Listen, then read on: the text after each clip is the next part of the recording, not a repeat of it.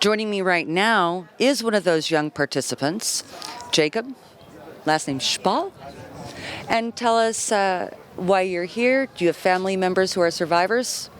So I do not have any survivor family members, but I'm here with the Los Angeles delegation. There's about 170 teens who all come together. 170? Yeah, who've all come together to kind of experience the march, and it's kind of surreal experience. And Is this part of your high school programming, or is this separate? so it's separate. All Jewish teens from kind of the surrounding high schools can come together and take part in this amazing trip and kind of really understand what happened and hear stories from survivors. Do you have family members? I do not personally.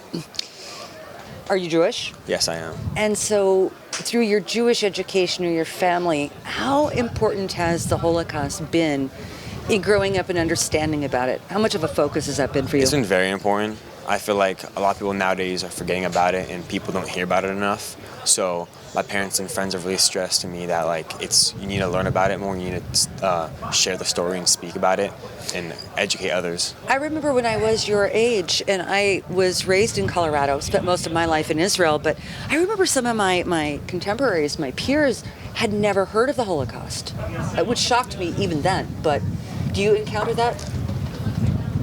Rarely. Living in Los Angeles, there's a lot of people, Jews and people who've heard about the Holocaust, but True. There's definitely people who've heard of it but know nothing about it.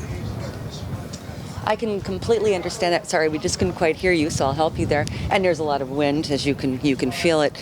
But so this is your first visit here? This is my first time, yes. How have you been feeling so far? If you can share with us what you're experiencing. It's been amazing. It's a very unique feeling. It's kind of hard to describe. It's surreal, but at the same time, it's meaningful because I'm able to meet survivors and see kind of firsthand what happened. You know, I completely share that with you. It's also my first visit here. I knew a lot about the Holocaust, but being here is different. And I don't know if anyone's pointed out to you, and our audience can't see it, but right to the immediate right of us is one of the crematoria, and there's also one over on the left. So we are right between such ghastly and unimaginable sights. So it's different to be here and feel that, isn't it? Very much so. To see a photograph. Exactly. My whole life I've seen videos, movies, photographs of concentration camps in Poland, and I've now firsthand seeing it in person. It's amazing to see what I've been seeing on TV, but in person it's just a different feeling you can't describe. So you're one of the younger generation that, my friends refer to as the Instagram generation, and sorry to tell you, but they're used to TikTok and click, click, click.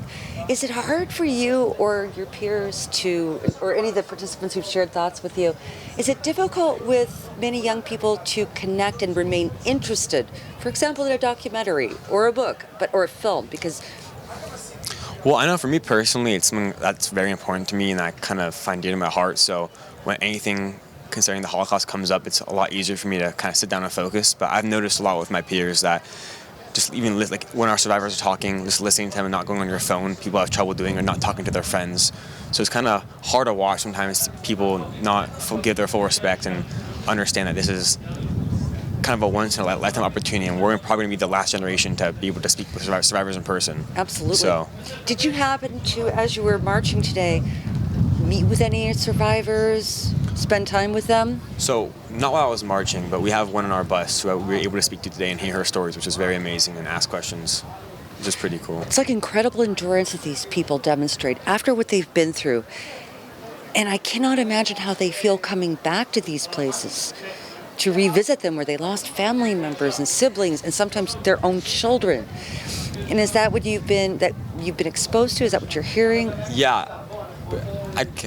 Coming from a person like me who has lost no family, I am Jewish, but lost no family, has no physical connection to a place like this, and me experiencing it myself, and then seeing someone like a survivor who either was here or has lost families and friends here, it's crazy to me. I know it's hard for me to be here. I cannot imagine from their perspective how hard it is. I really can't.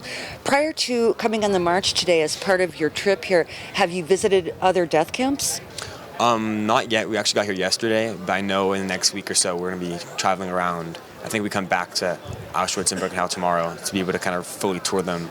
And spend more time. Oh, I'm glad you're going to get a guided tour, because we arrived yesterday and it was really important to me to have a sense of this place, and it gives you even a deeper feeling where you can connect to it. And hopefully, and fortunately, you came here with a certain body of knowledge, which will help you. Yes. Will you recognize the sites that you have seen, do you think? I looked at so many photographs before I came. I actually knew what everything was. Are you bringing that Yes. level? I definitely like walking into Auschwitz, the entrance, like that was like kind of very mind blowing for me because I've seen that picture a million times. So big monuments like that, I think, are very, like, I've recognized. But other than that, a lot of it's pretty new to me because I haven't really dove into the small like parts of each camp. But I'm kind of excited to learn more about it. And then once I go home, being able to look at pictures and kind of see, oh yeah, I saw that in person. Like I was able to experience that. I don't know if you noticed this, but I found it yesterday that, and I don't know if our viewers can see it now, but directly behind me, toward the entrance, right back there, is one of the railway cars. And I personally was just stunned to see it, to touch it, to realize how high the platform was. The elderly people, little children, were expected to evacuate quick, and having people scream at them and dogs barking. Could you feel that? Could you sense that? You just passed that railway car. Yes. It was crazy to see in person because, like, you've seen in movies like Schindler's List, the railway cars and people being crowded on and packed in on them, and you hear stories and read books about it. But really seeing it in person and seeing how high up, as you said, and how real it is, and it's crazy to see. Like, it's so in your face and kind of an amazing thing to witness. Once again, Jacob Shpall, thank you so very much for being with us. The ceremony is about to start, so perhaps you need to move over there. Thank you again for being with us, and I wish you a very meaningful and personal connection here. It's something that will stay with you forever. Thank you.